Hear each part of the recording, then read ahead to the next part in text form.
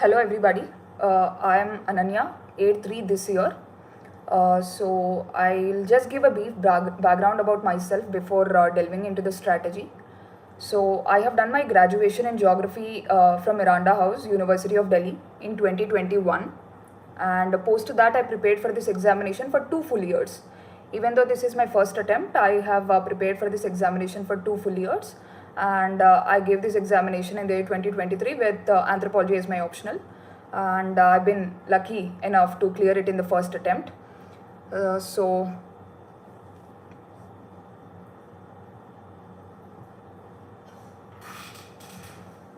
let's just get into the strategy now. I'll take the questions at the end. Right now I'll just divide the video into prelims, mains and interview stages so that it will give you a comprehensive understanding.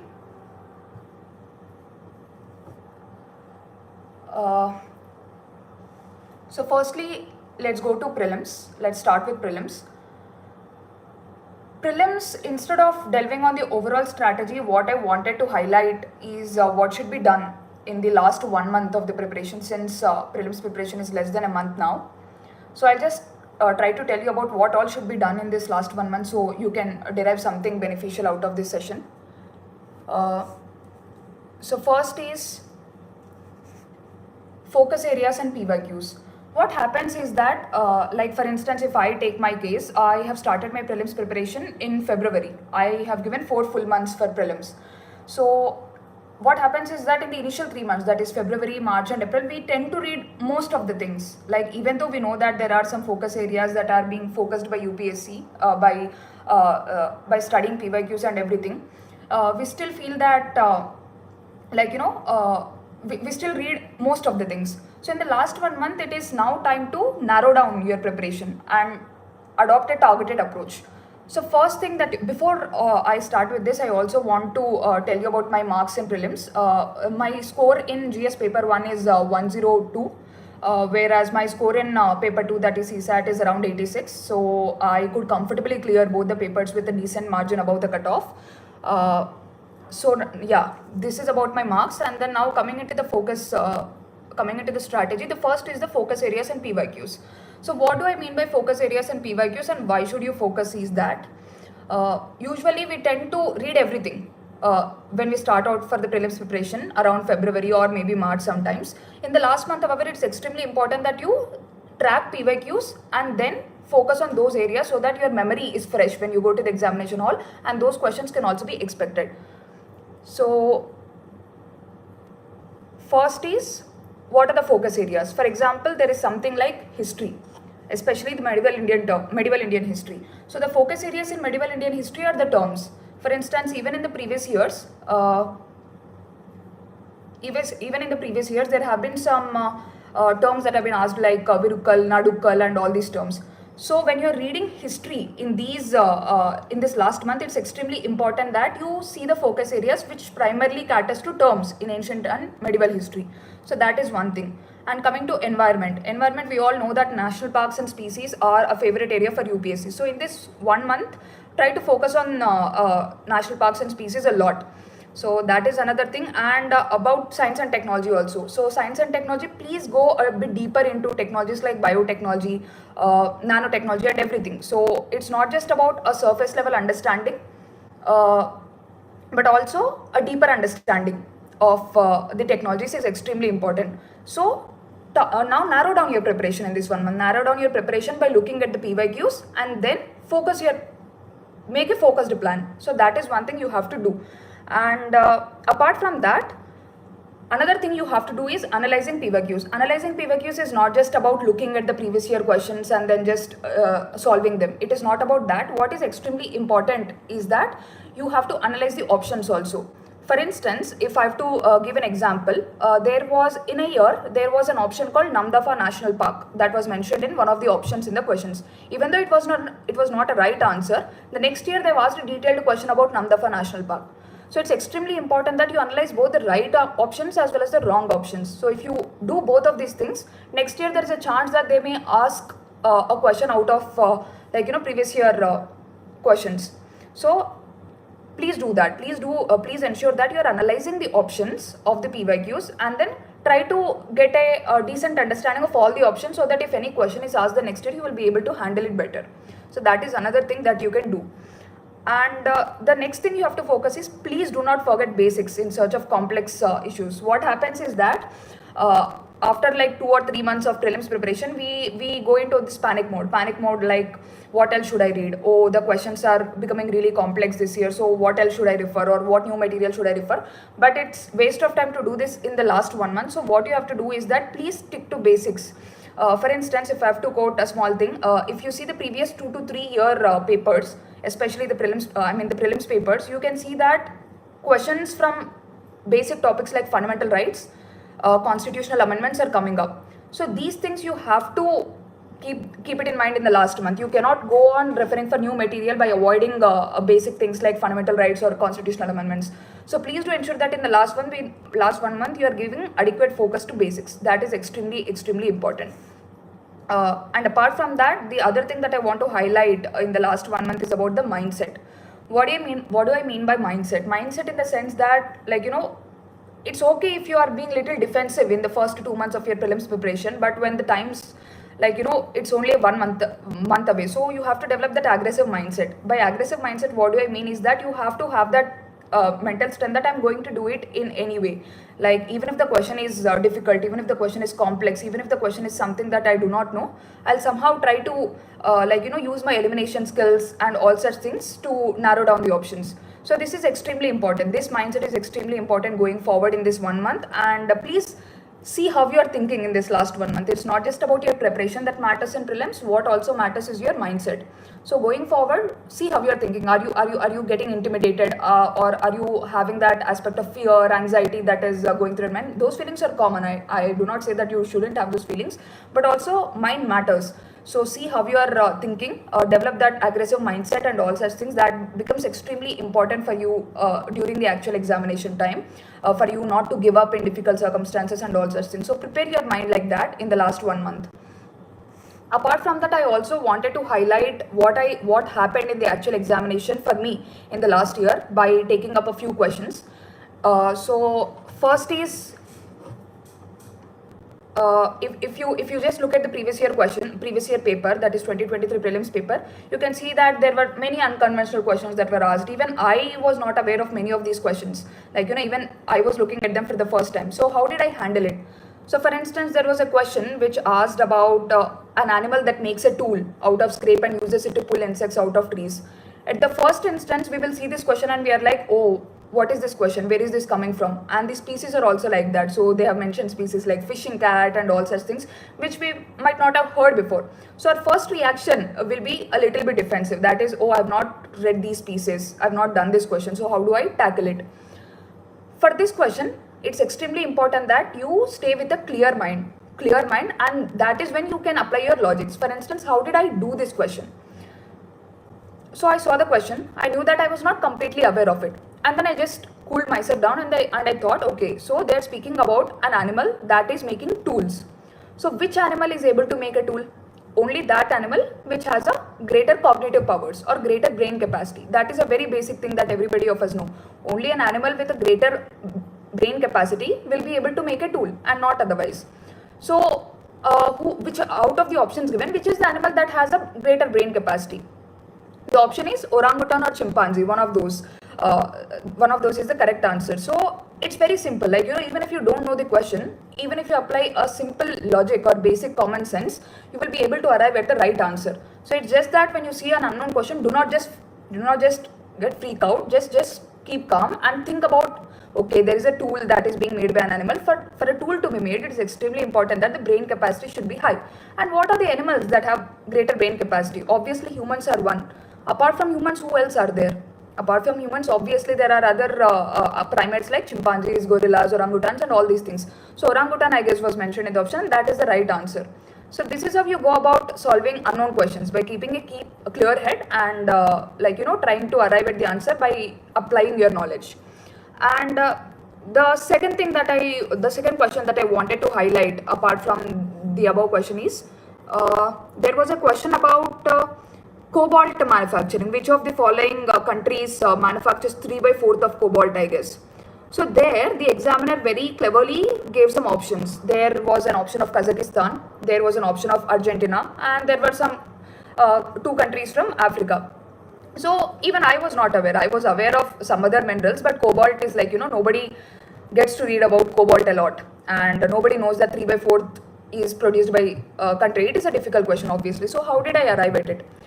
So when the examiner is giving the options, just try to understand the mindset of the examiner. Why is he giving the other countries? He might be giving the other countries not randomly, but he might be giving the other countries in the options to confuse us. So what must he have given? He must have given those countries that are the top producers in other minerals. See, for instance, he has given Argentina. He or she has given Argentina. So why did the examiner give Argentina? Argentina is being given because it is one of the top producers of lithium. So they wanted us to confuse, like, between lithium and cobalt. But lithium, Argentina is the top producer of lithium, so that goes away. And next is Kazakhstan. So why did the examiner give Kazakhstan? So Kazakhstan, we know that Kazakhstan is one of the top producers of uranium. It is a very basic fact. So that is again important, having these basic facts with us, and then using them to arrive at the right option. So I was able to eliminate Argentina and Kazakhstan because I knew that these options were given by the examiner only to confuse me. Argentina is the top producer of lithium and not cobalt. Kazakhstan is the top producer of uranium and not cobalt. So I was able to eliminate two options, and then I was able to guess the other option. So this is how you arrive at the right answers. And the other thing that UPSC also does is when they are giving questions based on match the following, they try to jumble the options. So for instance, even in the previous year, there were questions, one from science and technology. They gave three options. They gave terms like nebula, pulsar, cepheids, and they gave three options. So they try to jumble the options. For instance, for nebula, they gave something called stars, whereas for cepheids, they gave something called clouds as an option. We know that nebula is a dust cloud. So obviously we will be able to eliminate that option. So it's extremely important in this sense. What I'm saying is that be mindful. Try to read the examiner's point of view. When the examiner is giving a match the following questions, they are obviously trying to jumble the options. So even if you know one option, even if you know that nebula is not a star, nebula is a dust cloud, you'll be able to eliminate that option and the above option also, and then you'll be able to arrive at the right answer. So this is how you kind of arrive at the right answers for questions like match the following questions. And there was another question also, same format, that is match the following, which is nothing but they gave some conflict regions and they gave the countries they are present. For instance, they gave Nagorno-Karabakh, which was very much in use, which was in Azerbaijan. So again, the examiner jumbled the options. So Nagorno-Karabakh, he said that it was in some other country and not Azerbaijan, and the above option also he kind of jumbled. So please keep this in mind. This sort of analysis you will develop from analyzing previous year papers. When you see the match the following questions that are being given by UPSC every year, you will know that the options are definitely jumbled. One option is given down, the other option is given up. So in this case, even if you know one option, even if you know that Nagorno-Karabakh is in Azerbaijan, that is enough for you to arrive at the right option.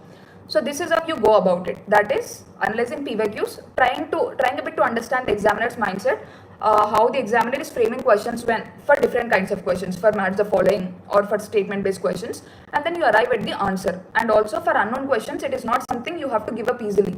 If you see an unknown question, absolutely unknown question, you cannot give up just like that. You have to keep a clear mind and then apply your logical skills. You will be able to apply it eventually, which you will practice in your mock tests also. So it is in that sense that you will arrive at the right answer.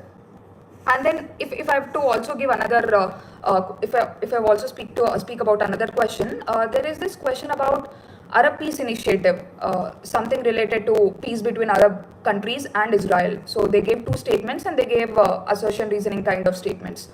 So in that they gave one option that Arab Peace Initiative was mediated by Saudi Arabia between Arab League and Israel. So this is something we are not aware of, obviously. Who is aware of Arab Peace Initiative and who is aware of Arab League? I was not aware, at least. I was not aware of all these things. But I was sure of one thing. You prepare for mains also, and you know that anytime when there is the conflicts between Arab countries and Israel are mediated by third countries and not countries themselves. For instance, there is something called Abraham Accords. We have listened in our international relations, when we were studying for international relations for mains point of view. We know that there is something called Abraham Accords. So we know that Abraham Accords are not something that the countries themselves mediated. It was other countries, the third world, the third countries that mediated them. So with this basic understanding that the whenever there is a conflict between Israel and Arab countries, the third countries, like whether it's the US or whether it's China recently, these are the countries that are mediating and not the countries themselves. So this basic understanding is enough for you to eliminate that option, that Saudi Arabia cannot mediate between Arab League and Israel. Maybe it must have been done by USA, or it must have been done by China, or maybe the option is wrong. So this is how you arrive at it. That is, it's extremely important that you apply your mains knowledge also in your prelims thing. Just a basic calm understanding of things will help you go about it. So I just gave few of the examples to you to showcase that even if the questions are unknown, you can still use your basic knowledge, you can still use your elimination skills to arrive at the answers, and I've shown how I did it in the exam like conditions. And apart from that, I also want to highlight one particular area, that is ports. UPSC's favorite topic is ports, and there have been ports, ancient Indian ports. For instance, last year also there was a question on port saying Muziris means what? Muziris is ancient Indian port. So UPSC has asked ports 4 to 5 times. So please look into ports extensively. So these are the few things that I'm saying. One is the focus areas, developing that right mindset, and then how to tackle unconventional questions.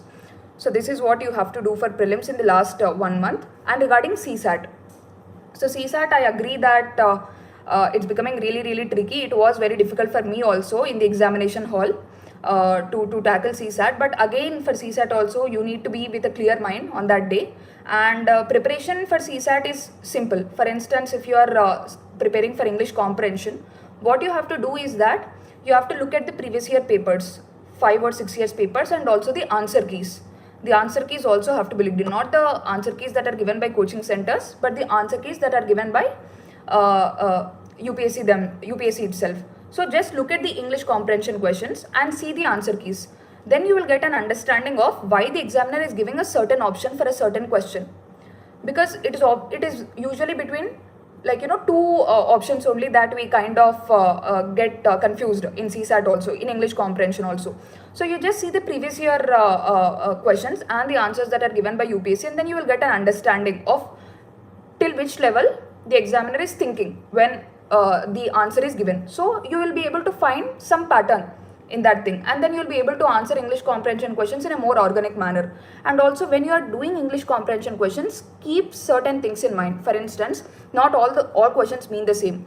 There are asking questions with words like meaning, reflect, inference, and all such things. So when you are seeing English comprehension questions, see what is the word that is being asked, whether it is inference, whether it is meaning, whether it is reflect, because these terms make the answer different. So try to understand the meaning of these terms also. What does reflect mean? What does inference mean? These terms, you go into the detail, you understand it, and then you also try to see the answer keys, and then you will be able to understand the examiner's point of view, so that you'll be able to answer the questions better. And regarding maths, what I suggest regarding maths is that extensive practice is definitely needed. For that, if you find that doing maths from a book is difficult or something like that, please go to YouTube. There are many YouTube videos, especially for other competitive examinations like SSC and other such things. So please listen to those videos, so that you will be able to make your basic understanding and concepts clear, and then you can try to practice it from some other book. For instance, I practiced it from a book that is published by Arihan series. So what I used to do was, I used to see the CSAT topics that are extensively asked by UPSC. For instance, there is something called calendars that UPSC asks questions on. There is something called number system that UPSC asks questions on. And recently, especially last year, they've asked a lot from probability and permutations and combinations. So just look at these questions, these important areas, then go to YouTube, find nice video for these topics. For instance, again, like I said, SSC videos or any such things. Listen to those videos, and then when you are when you have to practice, pick up any book. I picked up Arihant publications book on CSAT for UPSC. I practiced some questions, and then I was able to do decently good in the examination hall. So please don't take CSAT lightly. Maths has to be practiced, English has to be analyzed with the previous year questions, and that is how you arrive at an optimum number of right answers for you to clear the paper. And apart from that, another thing that I also wanted to highlight for CSAT is that we tend to make the mistake of solving very, very complex topics and leaving very basic topics. For instance, even if you see the last year paper, yes, the questions were difficult. The probability, permutations and combinations questions were lengthy, time consuming, etc. But there were some easy questions also. There were easy questions that can be solved through basic logical skills. For instance, there were 3 questions that were regarding that were like statement based, P, Q, and R. They gave some sort of option, some kind of statements, and they asked us to evaluate the correctness of the statements that were given. So please don't take these logical kind of questions lightly, because these are what that ultimately gives you marks in the examination hall. How much ever you practice the complex questions and complex areas, unless you're too comfortable with them, in exam like environment, it is very difficult for you to apply those concepts and solve the problem in less than a minute or 1.5 minutes. So what is important is that see the questions and see, you have to develop that knack of identifying questions that can be solved through basic logical skills. Like for instance, I said the statement based questions like PQR. There were 3 questions like that last year. So these questions have to be seen, and then you can kind of do them in the exam like conditions in less than a minute or so. So that is what I'm saying. Please stick to your basics. Don't forget that thing. You may solve n number of complex questions, n number of complex topics, but if you're not able to apply them in the exam like environment under the stress conditions, it is not worth it. So always stick to the basics. Try to do the basics well and focus on logical skills here also in CSAT also. So this is basically about prelims. I highlighted what has to be done in the last 1 month. Again, if I have to repeat, I'll also tell you that please focus on focus areas. Please analyze PYQs. Please analyze the options, even the wrong options that were given in the PYQ, so that you will gain an understanding about the whole option, and then maybe questions can be asked in the future also. And then please do not forget basics in search of complex issues. Like for instance, there are topics in polity like fundamental rights, constitutional amendments, and other such things, at least 2 questions are asked every year. So even if you read the whole book of polity and you are not focusing much on these areas, that is going to go to waste. So please don't avoid basics in the last month. Stick to them. It will definitely yield results. And next is definitely mindset. Please go into an aggressive mindset. Don't be defensive, because like I said, when you go into the defensive mindset, what happens is that, for instance, you saw that question that I mentioned previous year, the orangutan question about the tool maker. So when you see those kind of questions, if you are in the defensive mindset, you will feel that, oh, I've not read this, I don't know the species, I've not read this. But if you are in that aggressive mindset, what happens is that you will just think that, okay, I don't know this question, but I'll somehow apply my logical skills to arrive at the right answer, or at least try to arrive at the right answer. So this is how your mindset should be, that even if I don't know the answer, I'll try to do something out of it. This is what you will gain through practicing mock papers extensively. The single objective for you to solve the marks is not to score marks or test your knowledge or whatever, just that how you're developing this aggressive mindset when you're encountering unknown questions or when you're solving questions. So this, please keep this in mind. And again, like I said, even though the question seems unconventional, unknown, absolutely clueless, please don't give up. Try till the end. Apply whatever knowledge you have gained through 3 months or 4 months of preparation. You will definitely able to arrive at the right answer or eliminate at least 2 options, and then you can take a guess. So that is something you have to do. And then please also see things holistically, like from your mains perspective also. Like I said, Arab Peace Initiative question last year, I was able to solve it only because only because I was using my mains knowledge over here. So this is something you have to do again. And also regarding CSAT, please don't take it lightly.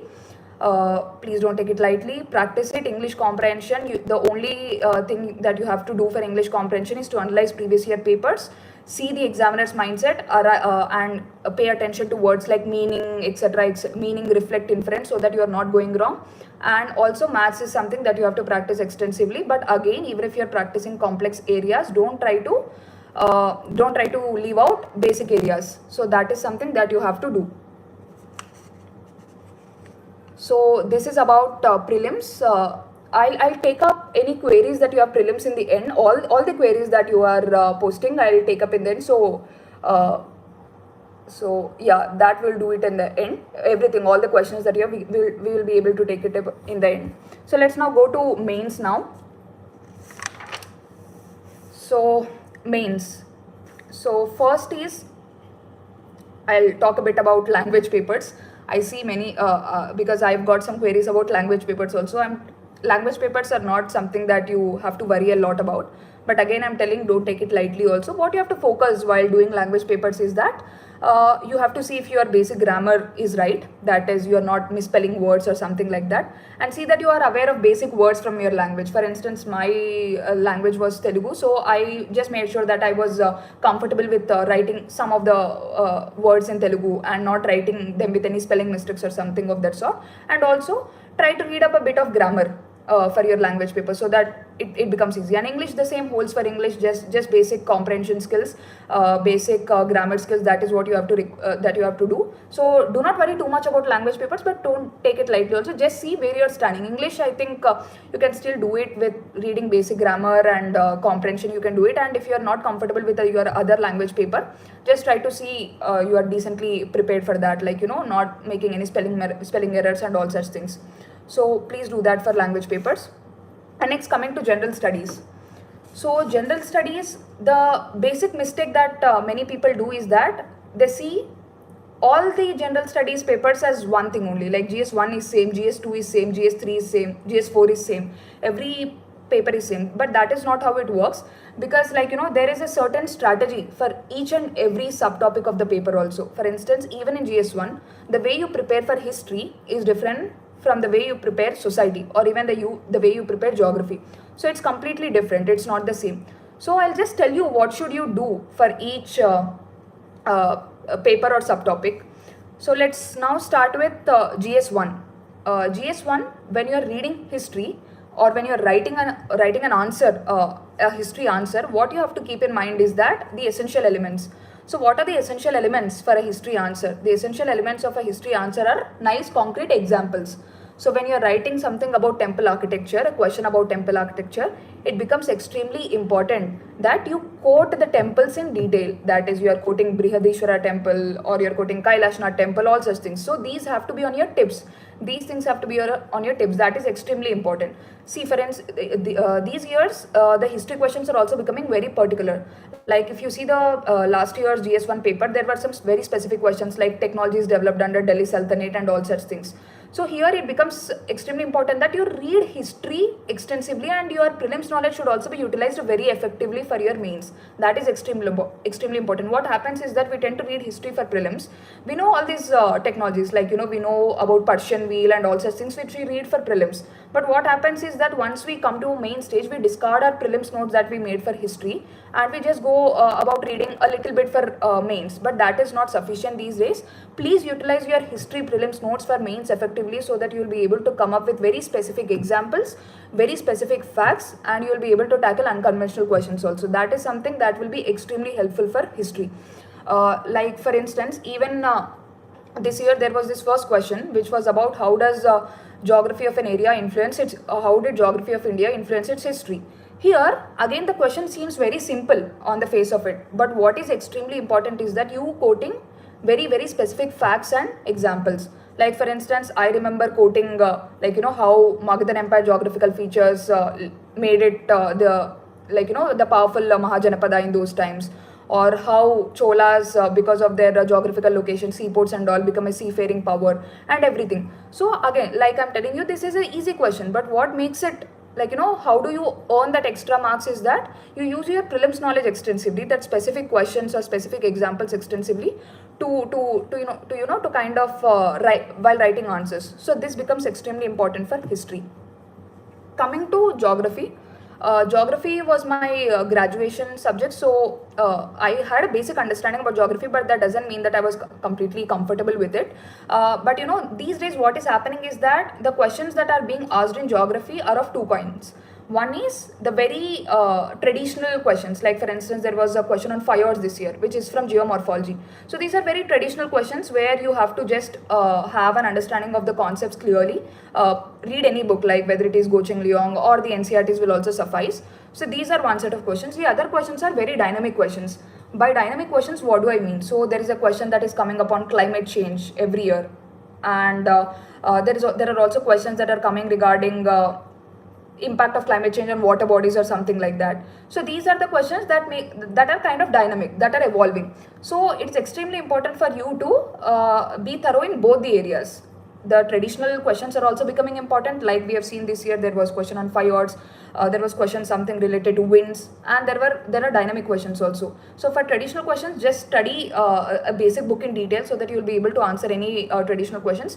For dynamic questions, it's extremely important that you collect some of the stats or facts from newspapers, and also it's extremely important that you refer to other value addition sources, whether it is the topper notes or whether it is mains 365 that comes up from various coaching centers. These are also extremely important in collecting nice facts and stats or examples so that you can use them. So geography, please keep this in mind, that the traditional questions and also the dynamic questions are becoming important, so focus have to be given on both. And next is society. So society is a bit of an analytical subject, in the sense that the questions that are being asked are also becoming analytical, and the answers are also expected to be analytical. One thing that becomes extremely important for society is the terms that you use. So try to use nice terms in society answers. You can collect them from newspapers. Like there are many terms, like there is something called intersection of vulnerabilities or any such thing. So these are the terms that you can collect from newspapers, so you can quote them nicely. That is something you can use. And also examples become extremely important. Examples by mean not very basic examples that everybody writes, but very unique examples that you can do. For instance, when you are writing a question about regionalism, try to collect very unique examples. Basic interstate disputes, interstate river disputes is something everybody will write, but some sort of uniqueness has to be brought in. Like for instance, when you're writing a question about regionalism, try to bring in that Tulu, people speaking Tulu are demanding for inclusion of their language in 8th schedule. This somehow connotes that, like, this is also an element of regionalism. People don't quote this example. This is a very rare example, but people don't quote it. People only quote very basic examples that everybody quotes. So try to diversify your understanding of the society topics, extrapolate your thinking a bit, and collect new kinds of dimensions and examples. So that will give you a better understanding, better marks is what I meant to say. And then this is basically for GS paper 1, and coming to paper 2. So paper 2, 1 is polity. So polity, whenever you are kind of like reading polity, make sure that constitutional articles, constitutional amendments, Supreme Court judgments are sine qua non. You need to have a decent understanding about all of them, because if you are writing an answer without introducing it with constitutional articles, constitutional amendments, or not ending the answer with Supreme Court judgments, or not including any Supreme Court judgments, that is not going to be rewarding. So ensure that you have the constitutional articles prepared separately, Supreme Court judgments prepared separately, so that you can use them contextually. That is extremely important. And apart from that, governance is an area I personally feel what might have worked for me in governance is that being organic. What happens is that there are topics in governance. For instance, there is something called e-governance. There is something called citizens charter. There is something called social audit. What happens is that we read a lot of theory about that. Like, we read what is e-governance. We read we read all the technical solutions or the technical problems that are there with adopting e-governance or adopting citizens charters. But what is extremely important is that please write governance from an organic way. Organic way in the sense, governance is nothing but you are showing, it is a good opportunity for you to showcase your skills as a future administrator. What will you do? So instead of quoting solutions directly from the book that you read somewhere, try to think a bit and try to come up with your own solutions or some organic solutions that you can think right on the spot or whatever. So this kind of organicity will definitely help you in governance, because they're not looking for theory in governance. They're not looking, like when you're writing an answer about e-governance, they're not looking how to fix technological solutions or not such things. Think from an administrator point of view. Use your own mind in that sense, and try to come up with unique solutions on your own. So that is something that is extremely important for a topic like governance. And apart from that, international relations. Again, international relations is an area that will be helpful if you read newspapers. Even if you are not preparing any notes from newspapers, what is extremely important is that you have a basic reading every day, so that you can interlink topics. For international relations, it becomes extremely important that you are able to interlink topics. And also, international relations is very dynamic. If you are making a note, say on India-US relations, and your content is not updated, that is, you are still quoting about traditional problems like India-US problems related to trade, or India-US problems related to funding Pakistan and all such things. That is not enough. It's extremely important that you update your international relations content very like on a day-to-day basis. So when you're writing examples for international relations, it becomes extremely important that you quote examples or events that have happened very recently. So that gives a sense of that sends out a good signal to the examiner that the person is updated regarding what is happening and not just writing from whatever has been prepared long back. So international relations, please keep in mind that it is a very dynamic subject, and even if your notes is prepared for countries like India, US, India, Russia, or multilateral organizations like BRICS, etc., it is extremely important that you update your knowledge very regularly and use very recent events and examples, so that sends out a good signal to the examiner. So this is about GS2, and coming to GS3. GS3 again, like I said, for something like economy, it becomes extremely important that you use stats a lot. That is sine qua non. Stats become extremely important, and apart from that, what happens in GS3 is that we tend to focus a lot on economy, a lot on agriculture, but we leave out other topics.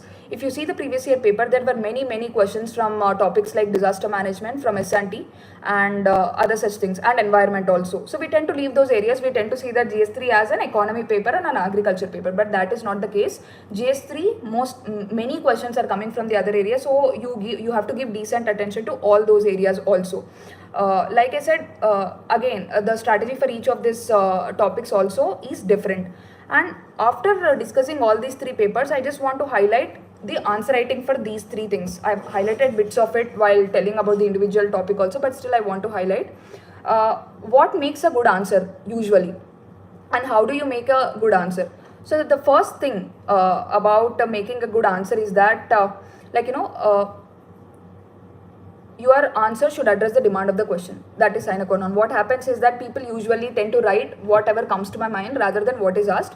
So addressing the demand of the question is the primary aspect. Even if your content is not up to the mark, if you address the question, you will be given some marks. But if you write whatever comes to your mind, that is not going to be rewarded. So please keep in mind that the demand of the question is something that has to be addressed.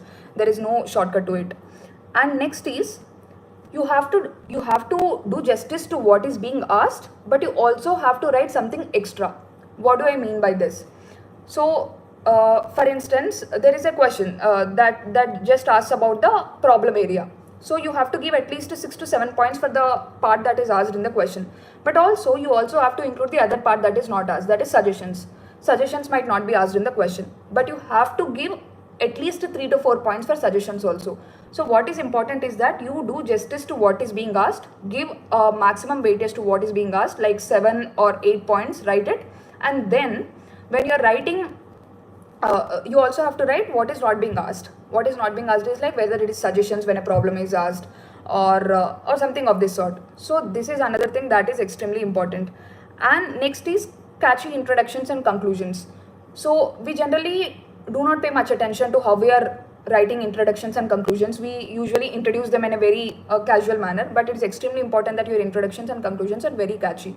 And some of the ideas regarding how you can do is that definitely you can use a stat, you can use a fact, you can use a quotation, you can use, for instance, something like polity or international relations. You can use statements given by eminent personalities, whether it is the previous CJIs, the current CJI, that is Chief Justice of India, all such things. Or even in international relations, you can use the statements that are directly given by eminent persons in this field. Like for instance, there is C. Raja Mohan, who writes articles so in Indian Express. So those things, or maybe the statements given by Honorable External Affairs Minister. So all these things you can use in conclusion. So this gives it a very nice touch. And next is diversity in points is sine qua non. What happens is that if there's a question on any particular topic, we tend to write similar points regarding that. For instance, there's a question on regionalism. So what do we write in regionalism? We tend to write about interstate river water disputes, or we tend to write about interstate boundary disputes, all such things. But these are very unidimensional way of answering questions, and these are the points that everybody writes. Like for instance, whenever somebody is speaking about regionalism, the first thing that comes to our mind is that interstate boundary disputes or interstate river water disputes. But these are written by everybody, and there is no no diversity. So how to bring in diversity? Like for instance, when you're writing about regionalism, try to write about demand for inclusion of languages in 8th schedule. For instance, example Tulu. That is an example where regionalism is showed. And second thing is, you also have to bring in regionalism is where even in financial devolution, something like taxes sharing between center and states, it is being alleged by southern states that northern states are given more share rather than southern states. So this is also a point that we study in polity, but we kind of do not use it when writing a society answer in as part of regionalism. So it's extremely important that your knowledge is very well integrated and you use points across papers. So financial devolution and the southern states agony over financial devolution is something that we read in polity, but we kind of do not use it in society because maybe our knowledge is not that integrated, or we see the subjects in silos. So please do not see the subjects in silos. Try to have an overall view of it so that you can use points across papers seamlessly. That is another thing. So this is what I just meant to give an example about how to diversify your points. So apart from that, these are for GS1, GS2 and GS3, and then there is ethics. For ethics, what I would say is that you have to give equal weightage to theory and case studies, because in my case I feel my theory answers were very well written this year, and that is why I've got a good score of 136 in ethics. So even theory part has to be given decent attention, and the case studies can also be should also be given attention. For theory, what you have to do is that you have to be extremely thorough with the syllabus when it comes to writing theory answers. So for instance, when there is a question asked about probity in ethics, instead of writing random points, what you can do is that you can correlate it to the syllabus topics. For instance, there is something called transparency mentioned in the syllabus. There is something called accountability mentioned in the syllabus. So when you're writing a question on probity, try to ensure that your points are revolving around the topics that are mentioned in the syllabus. So link probity to transparency, link probity to accountability. So this is how you go about theory questions. Instead of writing random points, it's extremely important that you correlate your ethics answers with the syllabus pointers that are mentioned. So it becomes one, extremely easy for you to generate points, and second, the answer looks a bit systematized rather than writing anything and everything. So please keep this in mind when writing theory. You have to have your syllabus very well in your mind, that whenever a topic is asked, whenever a question is asked, you relate your points to the other parts of the syllabus, so that it becomes easy for you to generate points and also the points look systematized. So that is one thing. And regarding case studies, I don't know to what extent I can speak about my case studies, because I personally feel that my case studies were a bit average only this year. But what I can say is that it's extremely important that you use your general studies knowledge when writing case studies. So please do not make your case studies very generic. Like for instance, if there's a question about consumer problem that is there, do not just write awareness generation or something like that. Bring in your GS knowledge, bring in Consumer Protection Act, or bring in dispute redressal mechanisms that are associated with consumer complaints and all such things. So using this particular general studies knowledge in your ethics case studies will take you a long way in making your case studies very specific, and that will give you more marks. So this is one thing that I kind of did with case studies. So this is about general studies, and I'll go to my optional, that is anthropology now. So regarding anthro, I'm not going to emphasize much on sources, because now the sources for anthropology are really there are sources everywhere. There are toppers notes that are coming out, so there is no dearth of sources, to be honest. So you can study anthro from anything, but I'll just tell out what are the few things that you have to keep in mind when studying anthropology. So first is you have to develop that anthropological understanding.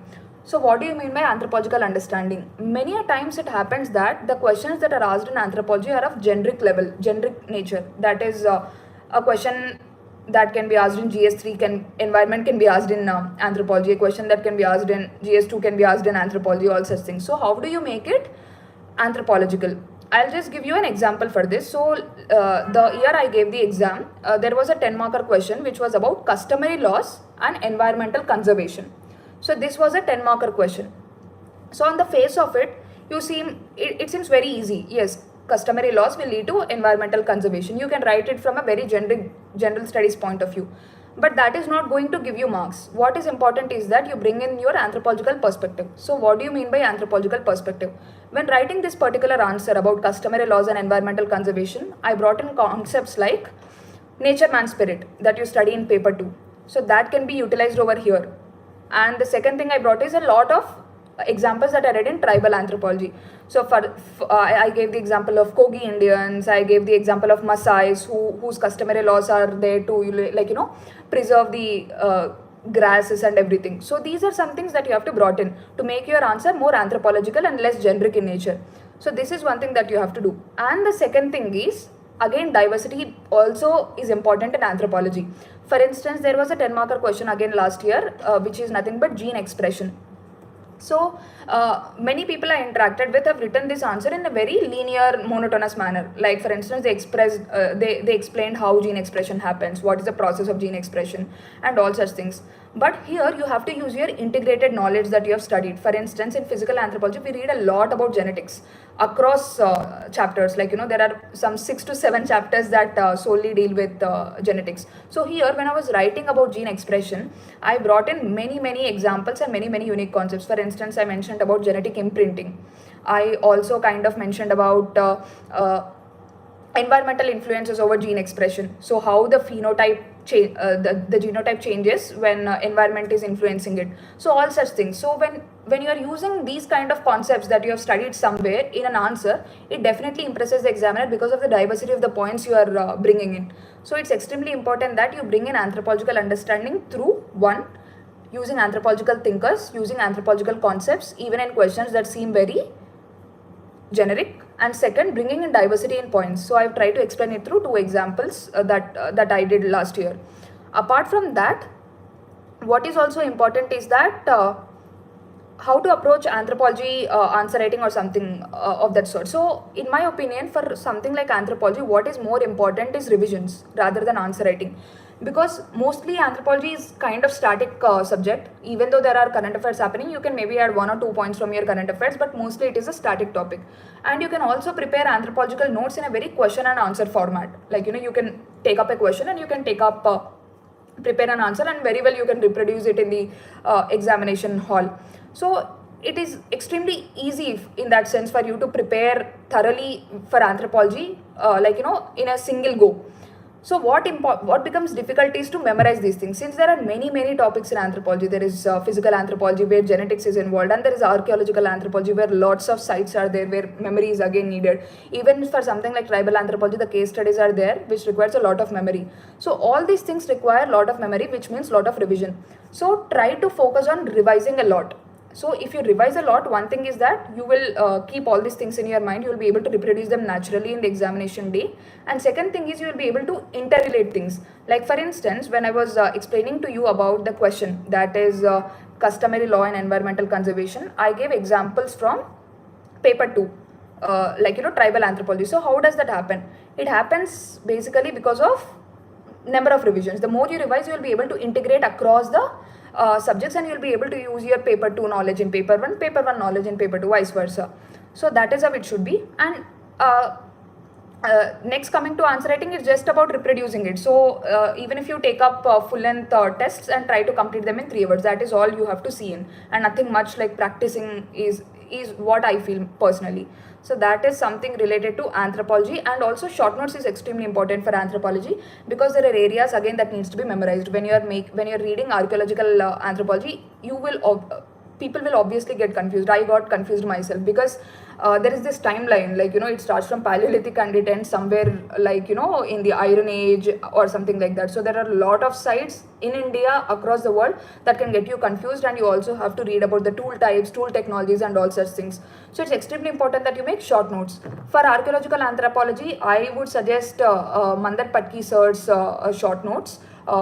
So there he kind of prepared notes in a table like format. Like he took up the timelines, and then he also listed down the tool types, tool technologies, and all such things. So it was easy for him to kind of revise, which site belonged to which period, or which tool type belonged to which site, and all such things. So please, for archaeological anthropology, I suggest you to make short notes in this format, that is the table format, where you list out all such things.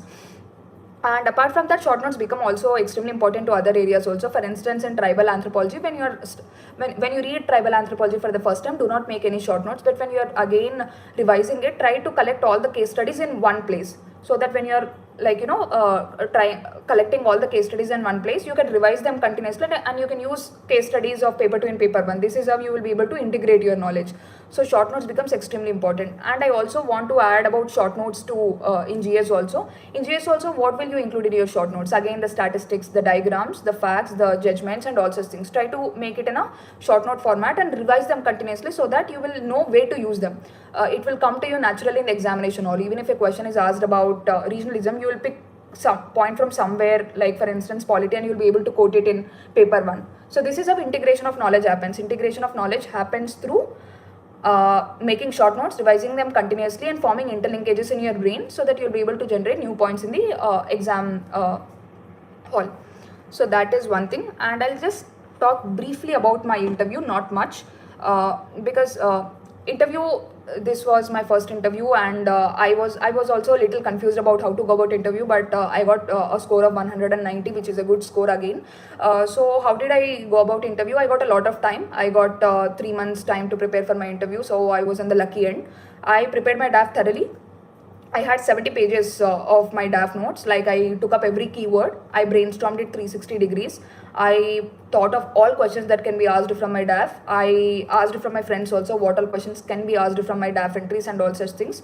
So I kind of prepared a 70-page notes of DAF consisting of questions and answers, which kind of helped me in revising them quickly. And apart from that, current affairs also become extremely important. So how do I do current affairs? How did I do current affairs for interview? So for interview, it's extremely important that you have your own opinions, and you are able to think through clearly and express them clearly. So for that, it's extremely important that you refer to at least two newspapers. Two newspapers become extremely important for you to build those opinions. So even if you have been reading only one newspaper or no newspaper at all till the end of mains, please try to read newspapers, two newspapers regularly for interview. That will build up your opinions. That is something. And third thing is practice speaking for interview. That is, you have to be brief and clear. That is what they are expecting us from us.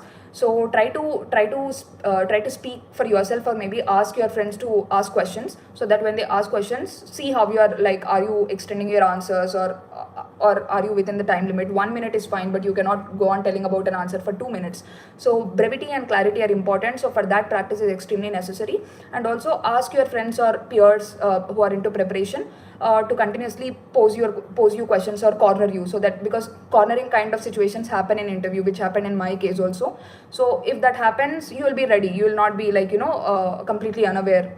So that is something that you have to do. And be very honest in interview. That is extremely important. Like, you cannot fake anything in interview. Out of, in that situation, it becomes extremely important to even fake anything. You will be yourself, so don't try to not be yourself through mock tests or any such things. So that is another thing that you have to do. And not a lot about interview, but these are the basic things that you can focus while you are preparing for interview.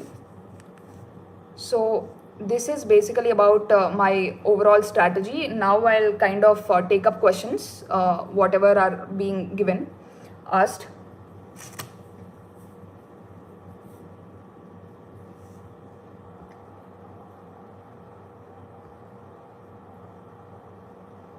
So first is how to approach prelims and mains separately. So the issue is, you do not approach prelims and mains separately. You read for mains. When you start your preparation, you start preparing for mains and not for prelims. So you read your mains, and then by the as part of that only, you will read all your basic books. Like, for instance, you will read Spectrum, you will read Lakshmikant. You will also cover up current affairs and all such things. So you will do your mains. Within that, you will cover your prelims also. But the difference is that when you are reading your mains till January of the year, exam will probably be in May or June. You will read your mains you will do your mains till January or February, whatever may be the case. Depends on the individual. So you read for mains. Do not focus on prelims. You will develop that analytical mindset. You will think from multidimensional ways. That is how you read through these 7 or 8 months. And then when the time comes, that is when when February comes, that is when you will focus on prelims. Then out of the notes you have, or out of the resources that you've already studied, you might have studied Lakshmikant, but you have studied it from a very analytical point of view, and not from the point of view of remembering facts. Or you might have studied Spectrum, but you might have studied Spectrum to write answers in modern Indian history, and not remembering details, all such things. So it's extremely important that when your time for prelims preparation comes in, you now focus on facts. So you do not actually prepare separately for mains and prelims. You actually start your preparation preparing for mains, And when the time comes for shifting to prelims only preparation, then is the time you will focus on facts and remembering things rather than analyzing things. So that is just the difference in approach, not preparing separately. For preparing mains, you will focus on analysis, while preparing prelims, you will focus on facts and all such things. So it's just a difference in the way you prepare and not preparing separately. And the next question is,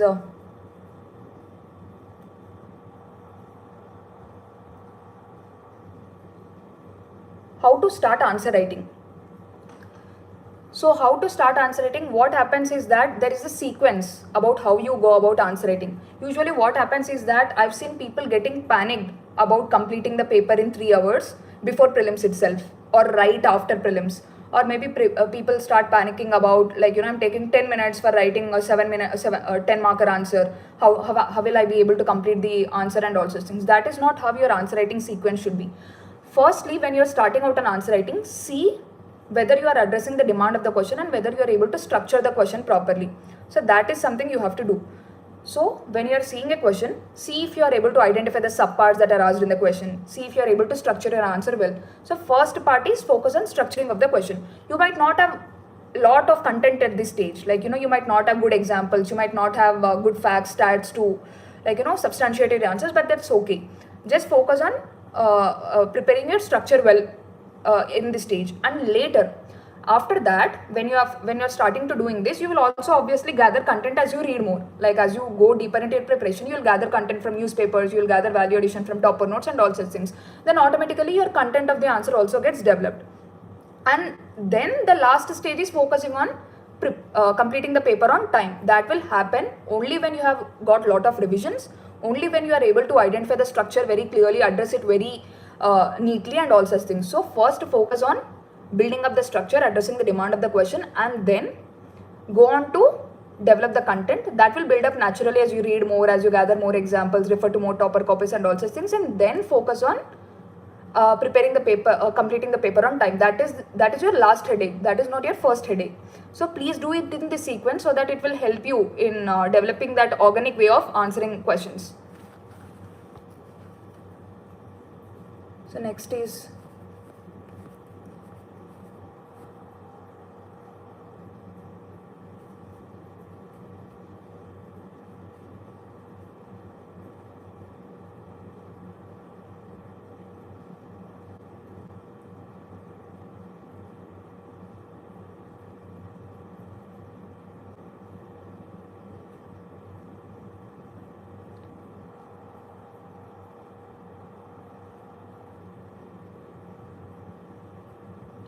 so revision strategy.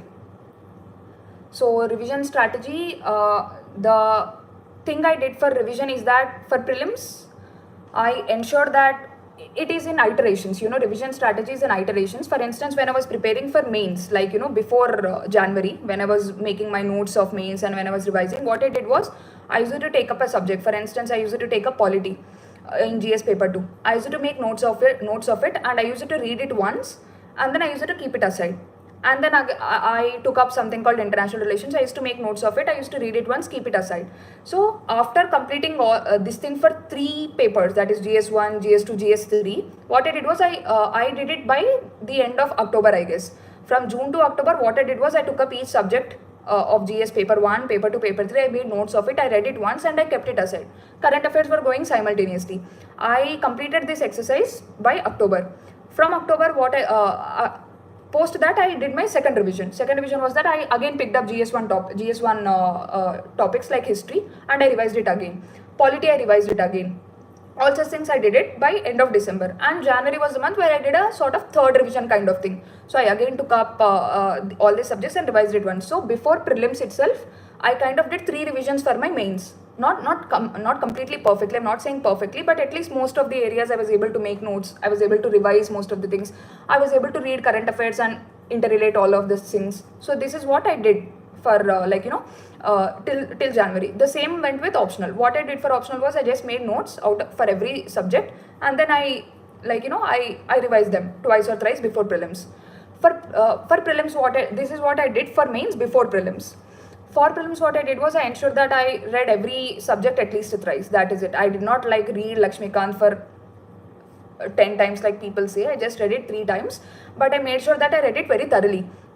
Like, and also the focus areas become different. For instance, in first revision, you will, while you're reading the book for the first time, you will read it. You will highlight the points that you're not able to remember.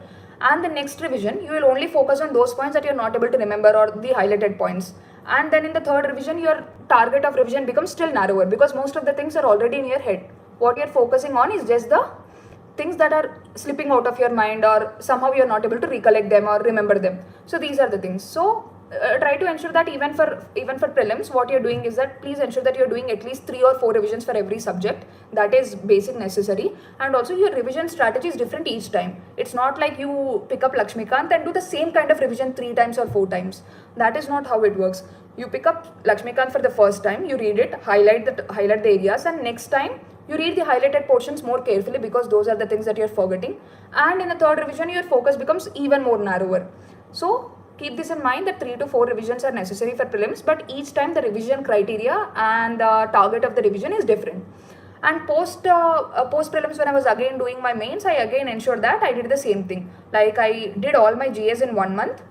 That is, first revision was done in 1 month, next revision was done in another 1 month. So this is how I planned it. So it's not necessary that I did not have daily revision schedule or something like that. I did not take up subject randomly, revised it for something like that. I just had a subject wise revision strategy. At least after 2 to 3 months, I have to revise the subject once again. So that is how it worked for me. It depends from people to people. But for me, I ensured that I completed all the subjects in 2 to 3 months, and then revised them again before a lot of time, like, before 3 months only. So that is how revision worked for me.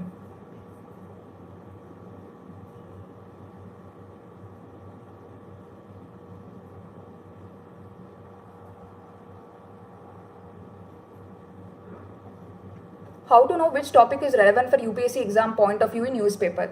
Yes, again, this is a tricky question. It was tricky for me when I started my preparation. So it's extremely important that you understand syllabus first. Syllabus gives you a direction regarding what to read from newspaper. So for instance, and that syllabus should be in your mind most probably. Like in paper 2, GS paper 2, you know that something like social audit is mentioned in governance. So when something in newspaper comes up that a particular scheme, for instance Manrega, so and so social audit has been done for a scheme like Manrega, and it helped in saving these amount of funds or whatever, you try to note it down. This you can use as an example in a question that can be asked in social audit. So this is how it works. That is, you see your syllabus topics very carefully, memorize them most probably. Even if you're not able to memorize, just have them in your study desk so that you can have a look at it very frequently when you're reading newspaper.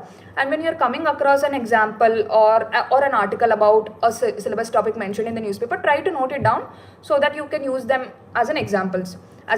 So that is one thing that is extremely important. Apart from that, how do you understand is that it comes again with practice and making your static preparation strong. So initially when I was also reading newspaper, I was also confused. Even though I was able to relate some of the things to syllabus pointers that are mentioned, I was still confused as to what all should be added.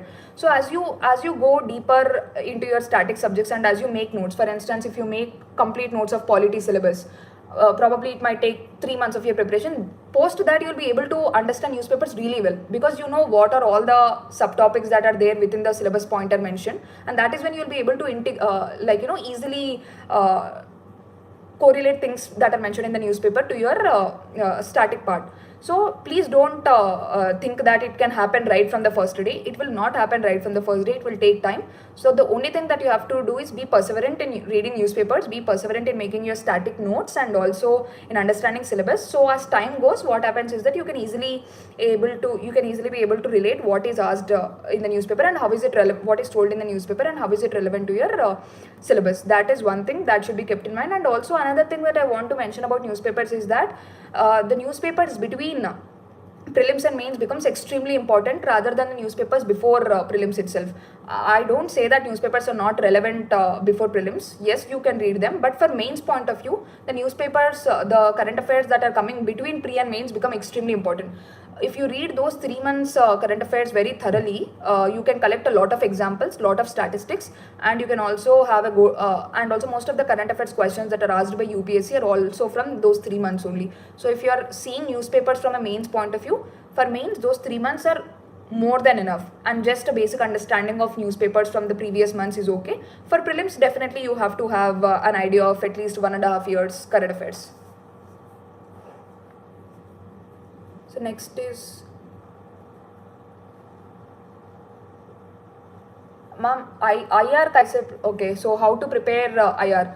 So IR, like I again said, it's extremely important that you have frameworks. Like for instance, when you're preparing notes for something like India, US, India, Russia, or any other country relations, have some framework in mind. That is what is the political relations, what are the economic relations, what are the trade relations, what are the defense relations, what are the security relations, what are the cooperations on environment front, or cooperations on multilateral platforms, and all such things. So for every country, try to have this framework, so that whenever you are preparing your notes, you have this framework in your mind, and you are adding these elements only into your notes. So this is extremely important, that is having a framework and making notes depending on this framework. That will make your task easy. And then it's also important that you update your knowledge. Like I said, international relations is a very dynamic subject. You have to give examples that are of recent times and not examples that were there before. So try to read newspapers whenever you already have your India-US relations notes prepared.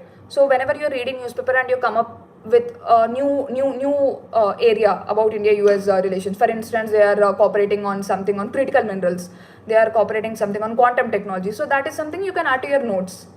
So this is how you stay updated with international relations, and you can do it for every topic. That is, you can do it for country to country relations, that is bilateral relations. You can do it for multilateral organizations and all such things. So this is how it goes for international relations.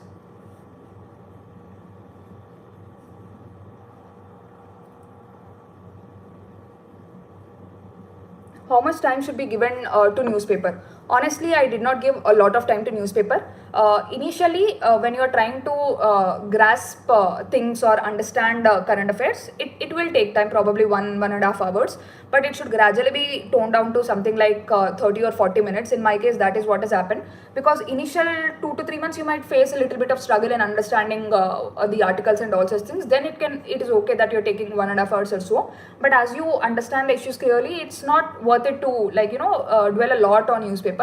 Just restrict it to 40 minutes and note down important facts, stats according to syllabus pointers, and also any specific things that might be asked in prelims. So this is okay for newspaper.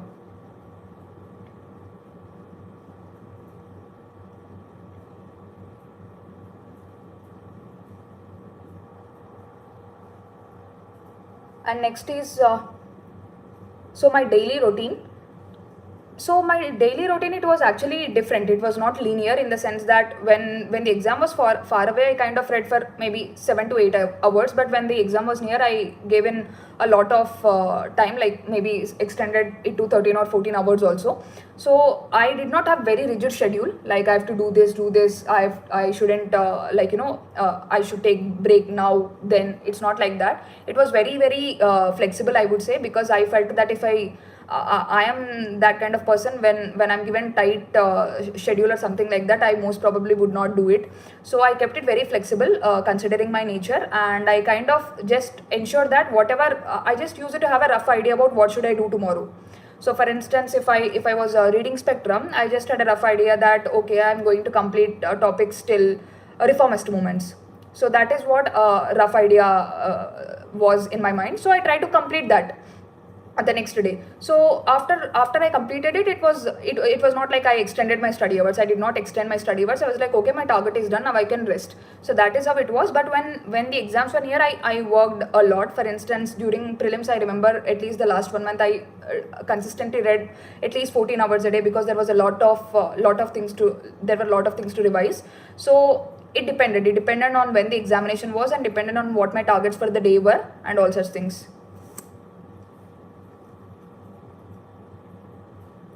So relevance of Lakshmikant is falling. So in my opinion, I do not subscribe to such notions whether a particular subject is whether a particular book is not relevant anymore or not relevant or something like that. Because yes, questions may not be directly asked from Lakshmikant, but the basic concept is the same, and ultimately it is you who has to apply yourself on the examination day for the questions that are being asked. So even though the questions might not be directly coming from Lakshmikant, it still is a very good book that is like, that is kind of given a lot of concepts in a very clear, systematized way, and reading it thoroughly multiple number of times will definitely help you in the examination hall while eliminating options, even though the questions are not being asked directly. So there is no such thing as a relevant book or not relevant book. It's just that you need to have a basic decent book. You need to do that multiple times for you to apply your knowledge on the examination day. That is about it. So how to do answer writing practice? Like I said, I already gave the sequence before, like what sequence should you follow while you are writing answers. And also for me, I believe daily answer writing practice is more beneficial than writing full length tests or 3-hour tests, because through daily answer writing practice you'll be able to understand things like whether you're doing your structure well, small mistakes that you are covering and all such things, and also you'll be able to cover a subject holistically. Like for instance, when you're completing polity and when you're writing answers on polity for at least 5 to 6 days, you will understand your weak areas in polity. Otherwise, if you're just going for a 3-hour test, you will not focus on structuring and all such things. You'll just see if you are able to complete the paper in 3 hours, and all such other unnecessary elements will come into your picture. So what is important is that focus on daily answer writing practice initially, and then maybe when the exam is in the last probably last 1.5 months or so, just go in for full length test so that you are able to complete the paper on time.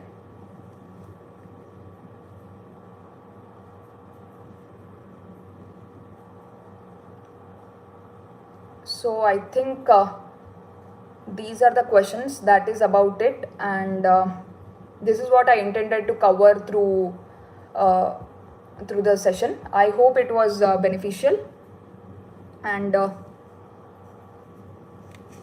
yeah, that is about it.